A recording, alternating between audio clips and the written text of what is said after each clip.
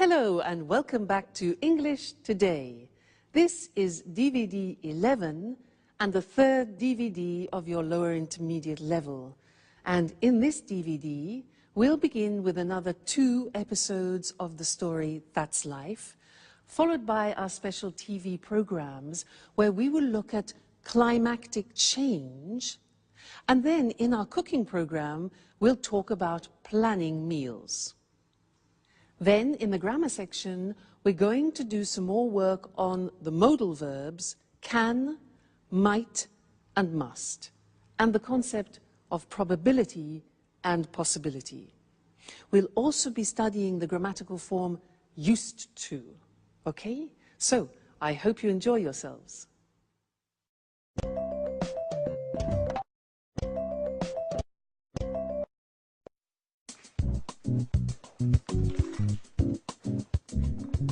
Good morning. Alice, is Anne at home? I just met the postman and this package is for her. No, she's not in now. My, what a large package. Please be careful. I think it contains fragile objects. Hey, Peter, do you know if it contains a set of porcelain plates that she won with the Sweet Biscuits bonus points? Well, I think so. At least that's where the package comes from. All right, Alice. I have to go now. See you later. Anne will be so happy. She's been waiting for it for a long time. Bye.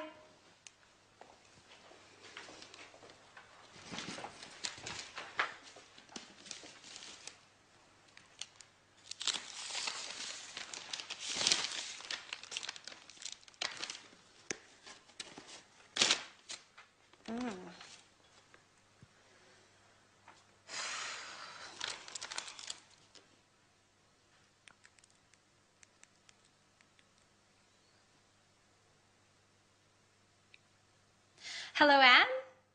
This is Alice. I've got great news for you. Your set of Chinese porcelain has arrived. They're beautiful. No, I opened it. I'm sorry, Anne. I just couldn't resist. Oh no, Anne, I'm so sorry. It broke. Okay. I'm not allowed to touch any more plates. You're absolutely right. I'm so sorry. Bye.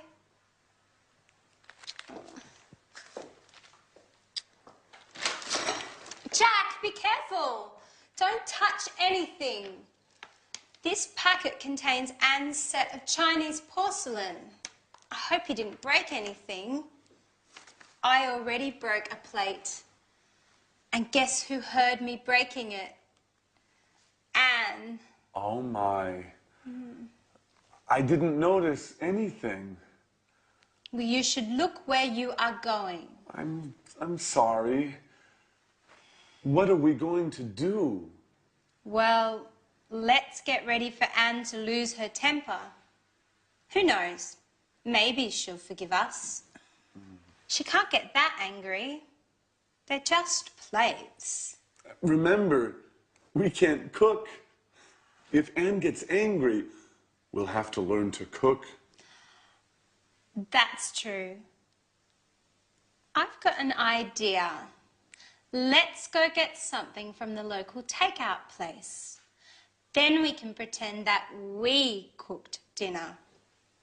She might be happy and forget about those plates. That's a great idea. Let's get going.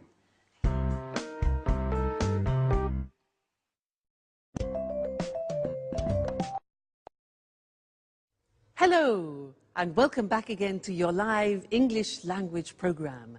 And I want to talk to you more about can.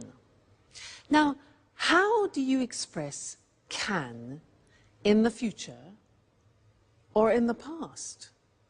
Can in the future. Do we say I will can? What do we say in the past?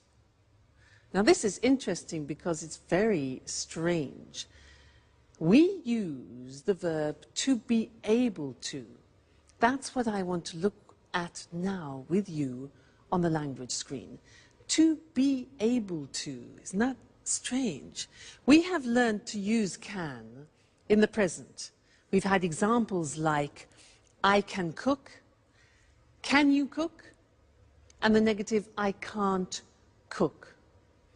Now, when we talk about ability in the past, everything changes, and we need to use this verb to be able to. When that goes into the past, we say, I was able to cook yesterday. You see, the verb to be goes into the past. I was able to cook yesterday. Strange, eh? Another example, the question, were you, past tense of the verb to be, were you able to cook? And the negative is, he wasn't able to cook. So, can, in the future, we use to be able to, and in the past, to be able to. So, was, were, able to. The future, let's look at that now.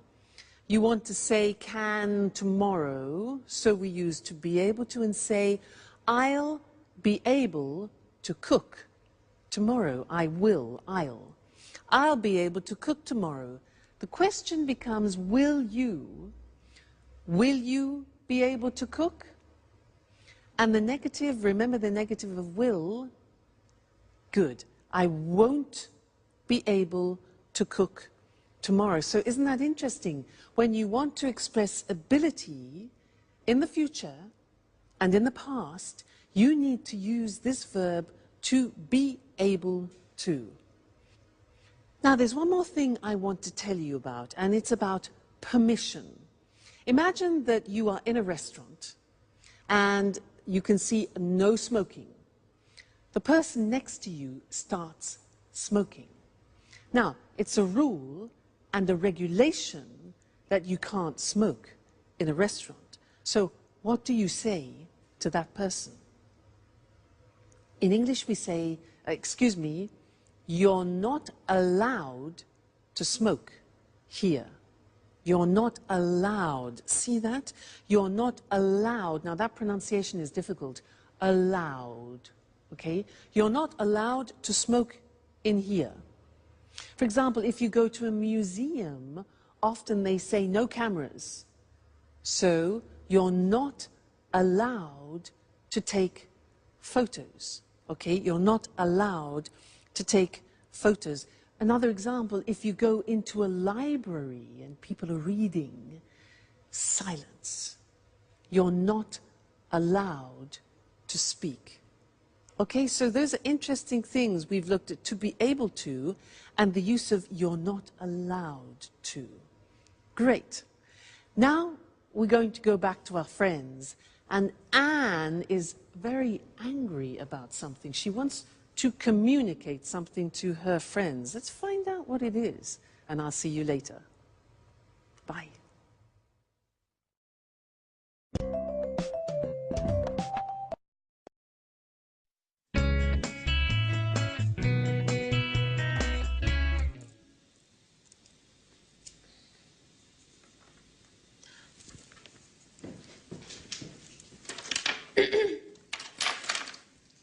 Hi, Anne. What's that you're holding? Hello, everyone. Listen. We need some rules in this house.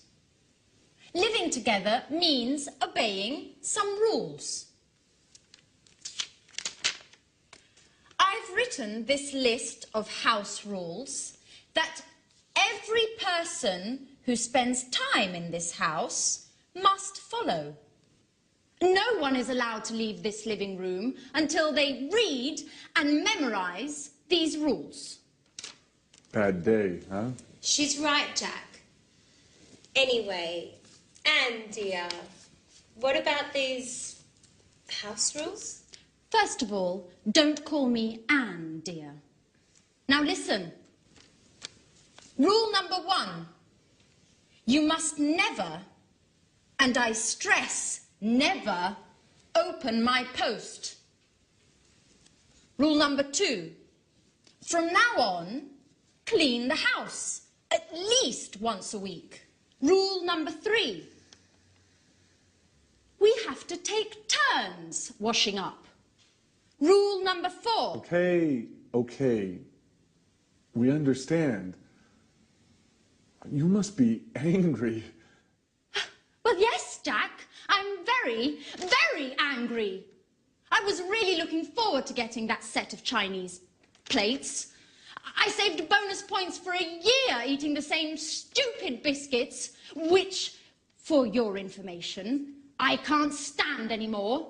I just kept eating and buying them in order to get the set of Chinese porcelain. All for nothing. Oh, please forgive us, Anne.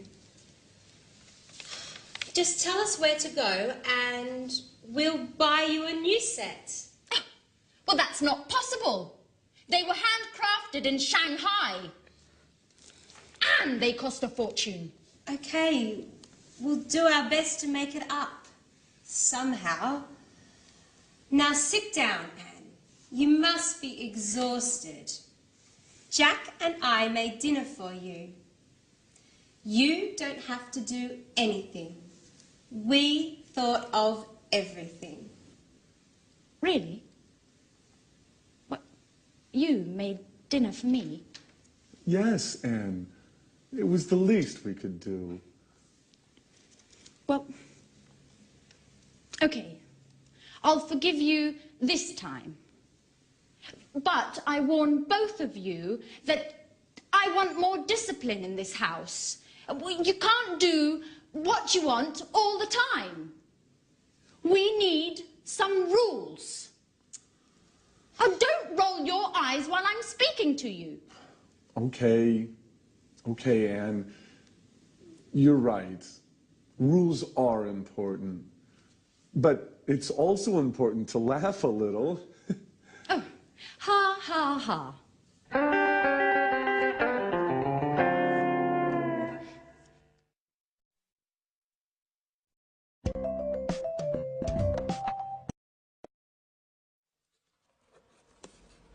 Oh, hi. Hi and welcome back. This is a box which my mother sent me and she said there are some useful things for me. So I was just looking. Come and have a look with me. Oh, go. Oh, what's a strain? What's this? What is this? What's this? Well, it can't be a shoe, can it? It's not a shoe. Can't be a shoe because it's made of metal. It's made of metal? Well, it might be some sort of lamp or something, like, it looks like an Aladdin's lamp, a special lamp. No, but it can't be that. Ah, look, here there's a sort of metal groove, probably for cigarettes, that's it. It must be a cigarette holder, and a type of ashtray, an oriental ashtray. How unusual. That's very typical of my mother. Useful, though. Now, did you see the language that I used? I said, it can't be a shoe. When I say it can't be, it means it's impossible. It's impossible, it's too small, and it's metal. So it can't be a shoe. So I'm talking about probability and possibility, okay? Then I said, well, it might be a magical lamp. Now, might is when you're not sure. Might is M-I-G-H-T. It might be a lamp. So when you're not sure, you say might. Then I said, no. It must be an ashtray. Now, when I say it must be, it's because I'm absolutely sure that the possibility of it being an ashtray is certain, okay? So 3 possibilities: it can't be, might be, and must be. So let's have a look at the other things in the box. Ashtray. What is this? What's this? You see this? Well, it can't be, I mean, it looks like a negative from a film, doesn't it? No, it can't be a negative because there are no images. Well, it might be, you know, I just don't know. I mean, it might be some sort of special sticker that you put on things, but it hasn't got any glue. I don't know what it is. Just a minute. Look, here's something explaining it. A forehead thermometer. Put it on your head and it reads the temperature. What? Let's try that. So I put it on my head like this and said, hold it on your forehead and it tells you your temperature. Let's have a look. 37. Whew, that's hot. It is. It's a thermometer. Incredible. Now that is very useful because it's small. So interesting. Next thing, what's this? This is, look at this. Now, it's shiny and it's silver, but it can't be a mirror because I can't see myself. Can't be a mirror. What can it be? Oh, I know. It might be for under glasses. You know what I mean? When you lay the table and you have glasses, sometimes you put it under to protect the tablecloth. Well, look what I have here. So this, for example. Yeah, but it's a bit strange, isn't it? I mean, no, it can't be that, really. Not made of metal like this. It must be, I don't know again. Wait a minute. Here's the box. A drop stop. A drop stop. It must be something for pouring then. Let's have a look. You put it, let's try. I just so happen to have a bottle here. And it says, put it on the bottle like this. A drop stop. So it stops things from dropping. And pour out the liquid and there are no drops. Let's try that. Let's try. Wow. That works. It doesn't drop. So it must be something for stopping drops. You can see. Fantastic. My mother is a genius. She is full of amazing ideas. Thanks, Mum. Let me show you the language that I was using then. We were talking about probability and possibility, and the first thing that we can talk about is when you are expressing strong probability, is when you think almost certainly you know what something is. So it must be an ashtray. So when I use must, I am 100% sure of something. It must be an ashtray. Now, if you are sure that it isn't something, that it is totally improbable, 100%, the opposite is it can't be. Like that. I said, it can't be a shoe, it's too small. So it must be, it can't be, and then if you're not sure about something, we use the simple verb might. Look at the spelling, M-I-G-H-T. It might be an incense burner, for example. We can also say it could be. Might, could, both express uncertain probability. All right, so this is very useful when you are making deductions. Must be, it can't be, and it might be. So those are the three verbs that we use. Okay, great. So thanks, Mum, and I'll see you again very soon. Bye.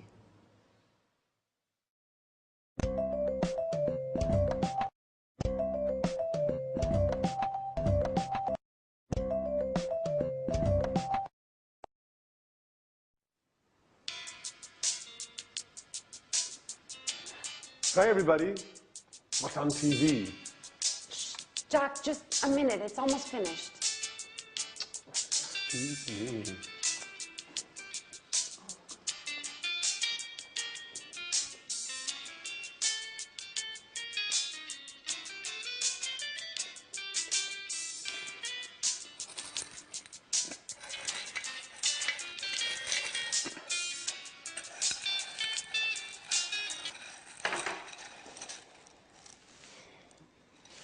So, what were you watching that was so engrossing? It was an extremely interesting documentary about Picasso's life. There were lots of details about some of his stranger habits. Did you know that Picasso preferred painting women with 4 eyes? No, I had no idea. And that he had lots of different types of dogs. He used to give only dogs to his friends. Strange, isn't it? And that he liked eating Italian cake at Christmas. Well, I also go crazy for Italian cake at Christmas, and my name isn't Picasso. By the way, where is our resident artist, Alice?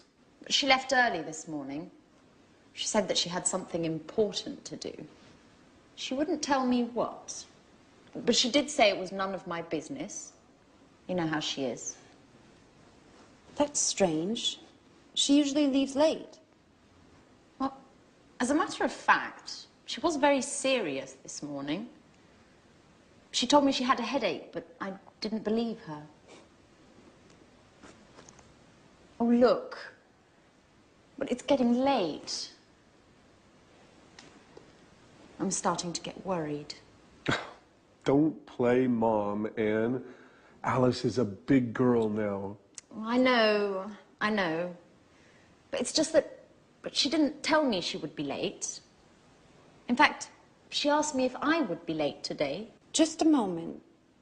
A few days ago, Alice told me that she wanted to enter a painting contest. She said she thought it was her big chance. Maybe that's where she is today. Well, you're probably right. But it's almost midnight. I don't think contests last that long. Why not? We all know that artists are a little crazy.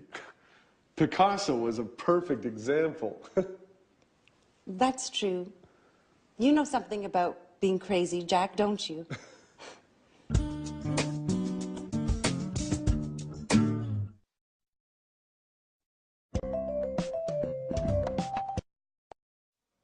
Hello again. Did you hear them talking about Picasso? Some interesting things about him. They said he used to give only dogs to his friends. He used to give only dogs, and he used to eat Italian cake at Christmas. Now, this verb, used to, well, it's written U-S-E-D,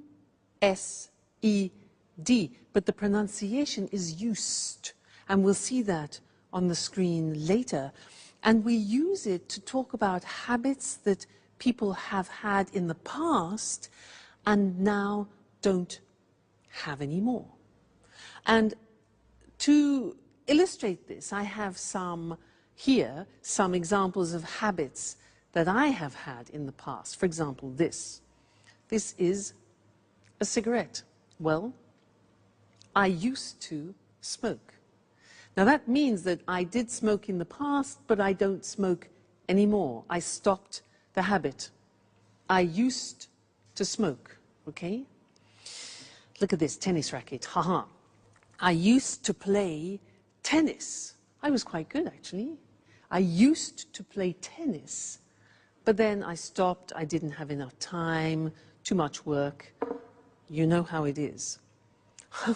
This, now look at this, look at this. This is fur. I used to wear this. In England, it's a fur. You know, F-U-R, this. I used to wear it in England, but then I stopped because now in England people spit at you if you wear fur. So That is a habit I have definitely stopped. Now these are vitamins. Now, I didn't used to take vitamins in the past. I didn't used to, but then my mother, my mother's fantastic.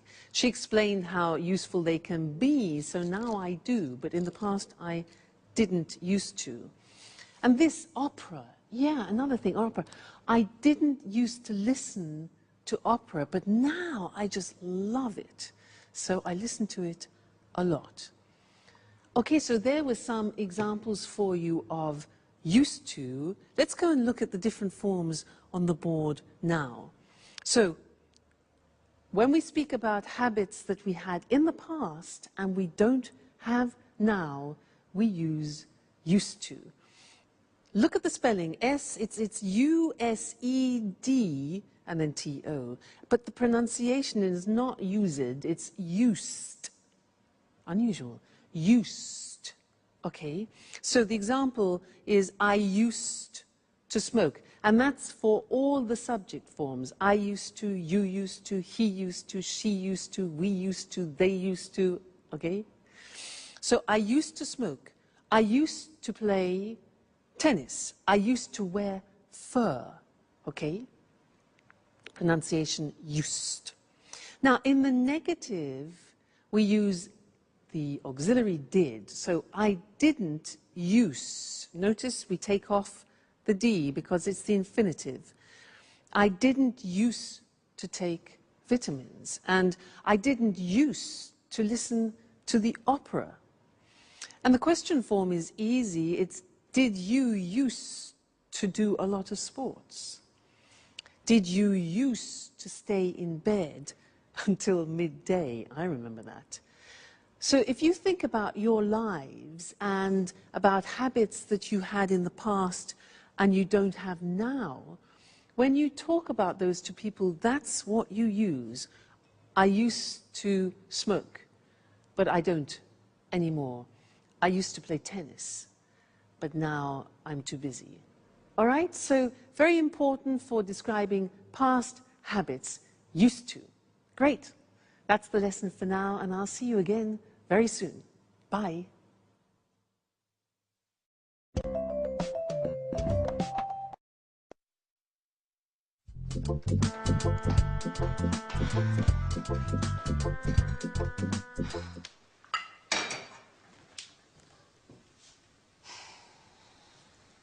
Good morning, Alice. Where were you last night? We were getting worried. Good morning. It's a very... I thought it would be the... Why? What happened? Well, I took part in a young artist competition. Good morning, Alice. Where were you last night? We were getting worried. Good morning. I'd prefer not to talk about it. Why? What happened? Well, I took part in a young artist competition. I thought it would be the perfect occasion for me to show my talent. So? How did it go? You made a great impression, didn't you? Well, no. It went badly. They said that I wasn't cut out to be an artist. But the jury was made up of incompetents. Maybe no one appreciates my talent. Come on, Alice, don't take it so badly. You know you are a genius, right?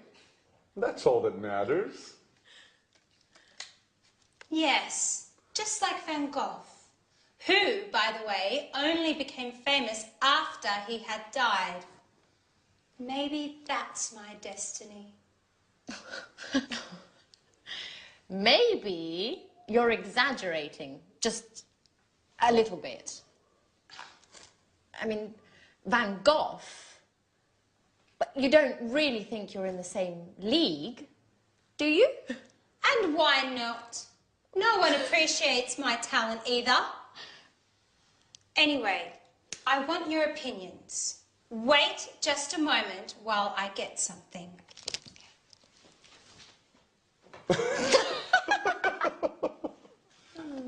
Oh, my goodness.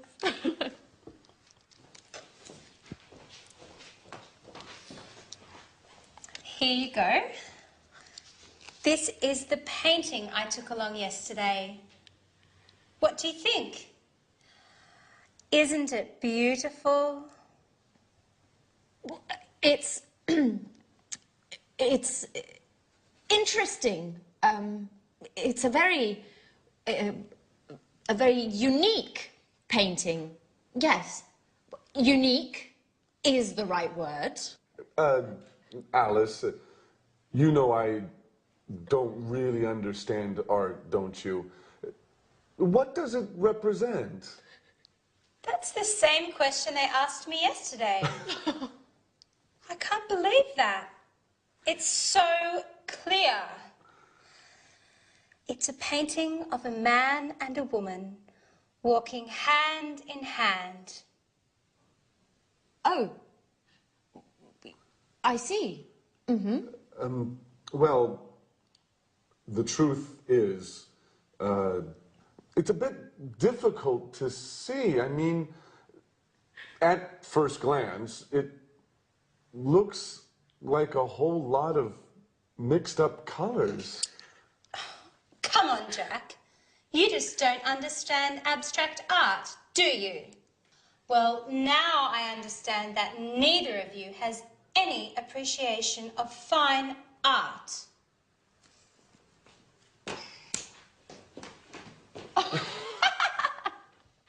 Oh, artists never tell an artist what you really think.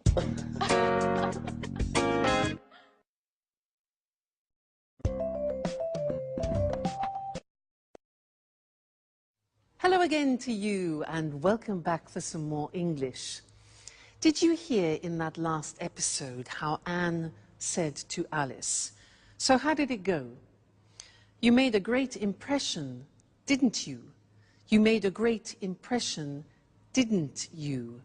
Do you remember that grammatical form, didn't you? A question tag, yeah?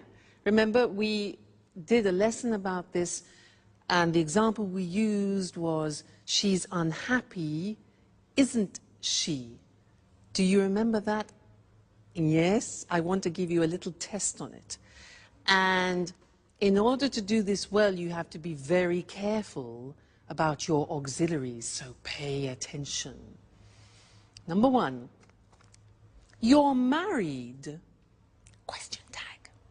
You're married, aren't you?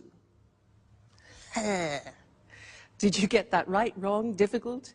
Do you remember, you are married, you take the verb, the auxiliary, and at the beginning it's positive, so you turn it into negative. You're married, aren't you? Try this. You didn't go to the party. Didn't is negative, becomes positive. You didn't go to the party. Did you? Great. Next one. He lives in Paris. He lives in Paris. Lives, simple present. Auxiliary. Yeah. Doesn't he? He lives in Paris. Doesn't he? Okay. They aren't French. Aren't. They aren't French. Positive. Are they? Great. Next one. She went to the cinema. She went to the cinema. Auxiliary past tense. Positive, negative. Didn't she? Okay. She went to the cinema, didn't she? All right. You don't like him. You don't like him. Negative. Do you? You don't like him, do you? Great. They were enjoying the show. They were enjoying the show. Past continuous. Weren't they? They were, weren't they? Great. He's coming tomorrow. He's coming tomorrow. isn't he? Great, you're getting better all the time. They'll be late. They'll be late. Won't they? They'll be late, won't they? And the last one, we can't buy it. We can't buy it. Can we? Okay, so it's negative and positive. We can't buy it. Can. Well done. You know, these are difficult. Only if you know your auxiliary verbs can you do these question tags. So congratulations. We're making progress. Great. So I'll see you in the next lesson very soon. Take care and enjoy studying. Bye.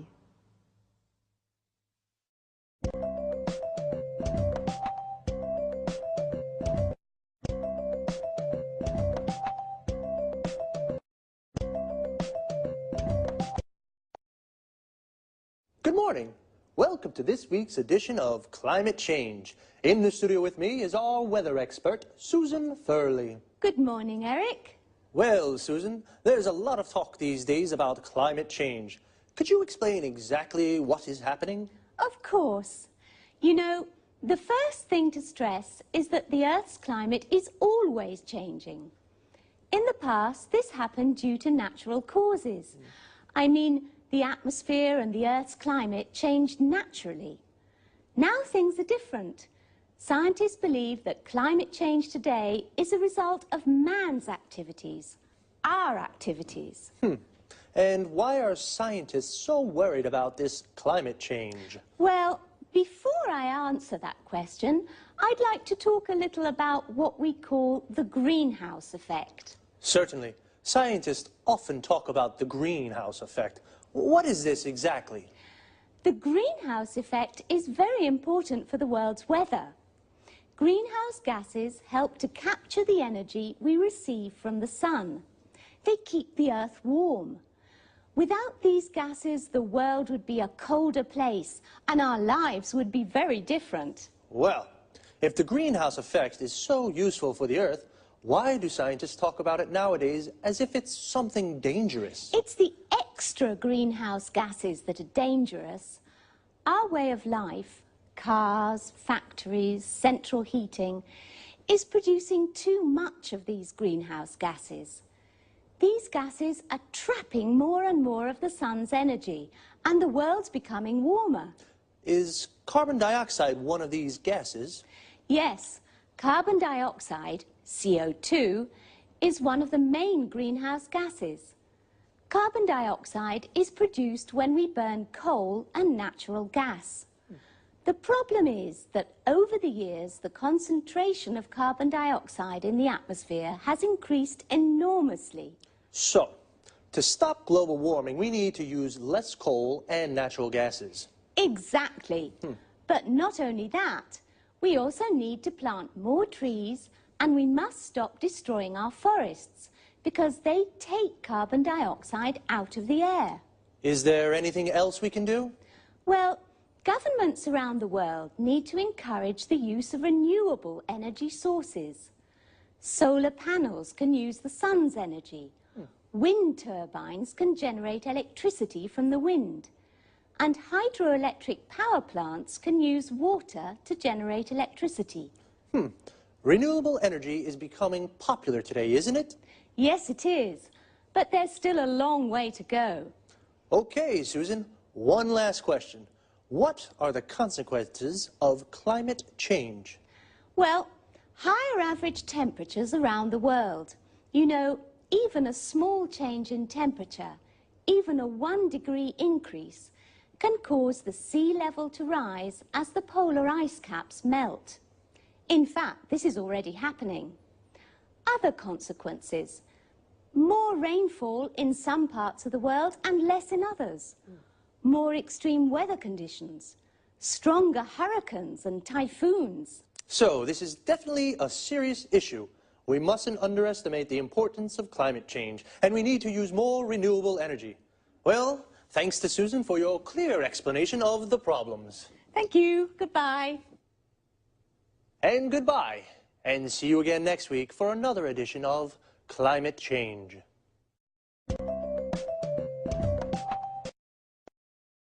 Okay, now let's have a look at all the terms and expressions we use to talk about the weather and climate change.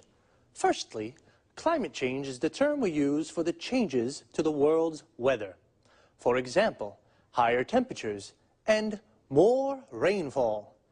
Rainfall is how much rain there is, the volume of rain that falls.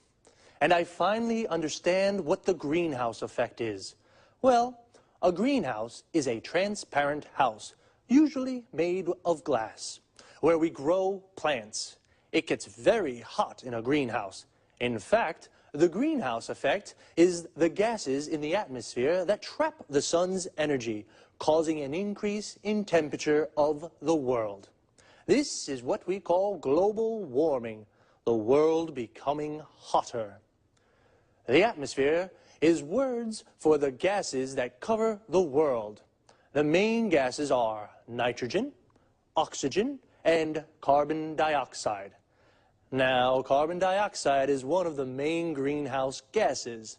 These are the gases responsible for the greenhouse effect. The carbon dioxide in the atmosphere is increasing due to man's activities, so we have to do something to reduce it. We use the expression due to say, as a result of.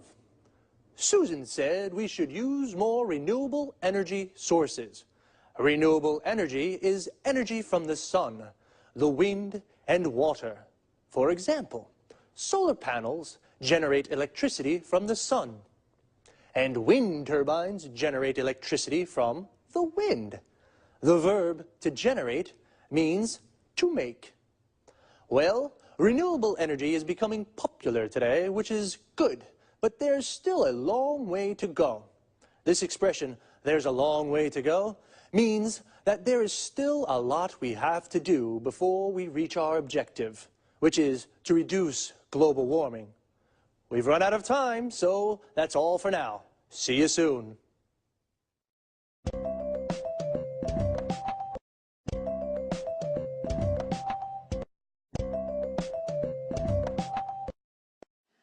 Welcome to Cooking Today. All homemakers will be thrilled to know that we're back with Lisa French. Thank you for inviting us into your lovely home once again, Lisa. I'm glad to have you. Now, Lisa, Leslie Forbes from Newcastle-on-Tyne is desperate. Her family's always complaining about her cooking. They say it's really, yucky, and they sneak out to get junk food. How can she make her meals more appetizing? Well, actually, it's just a matter of good meal planning. That sounds rather serious. Yes, it is, but it can also be a fun challenge. This means preparing food that's healthy as well as appealing and involves the senses such as smell, taste, and sight. Is that why they say your eyes are bigger than your stomach? Not exactly. Now, getting serious, when you say healthy, you're referring to nutrition, aren't you? Yes, of course. Nutrition is the key to good health. As a matter of fact, nutritionists agree that a varied diet is fundamental for physical and mental well-being. Well, what are the correct guidelines to a good nutrition? As you can see, I have an example of a food pyramid here. These 6 main food groups contain the nutrients essential to a well-balanced diet. Why a pyramid? Because it enables us to understand the correct number of servings per day. Can you give an example? Certainly. You see, the largest group includes bread, cereal, rice, and pasta. Then, going up the pyramid, you find fruits and vegetables, then meats and dairy products. What's at the top? You mean here? These are fats, oils, and sweets, which, although essential to the diet, must be eaten in moderate quantities. Now, going back to Leslie's request, how can she make tasty meals for her family? If she hasn't much time for shopping, she can make a weekly plan. Besides a correct diet, she must consider the likes and dislikes of her family. You're telling me. In my family, my son hated beans and my daughter was allergic to milk. That's a common problem. The thing is to compensate with food belonging to the same group or supplements. Really?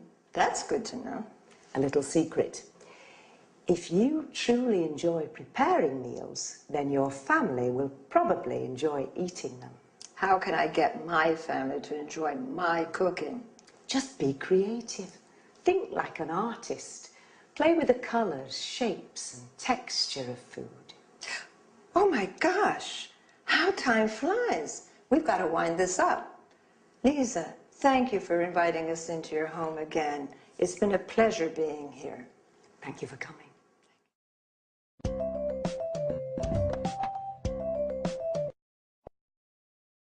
And now, let's pay attention to some expressions used in the dialogue. We've talked about meals, breakfast in the morning, lunch at noon, dinner, or in the U.S., supper at night. In the U.S., a dinner is the main meal of the day, even at lunchtime. Notice that in the U.K., tea is sometimes used instead of dinner.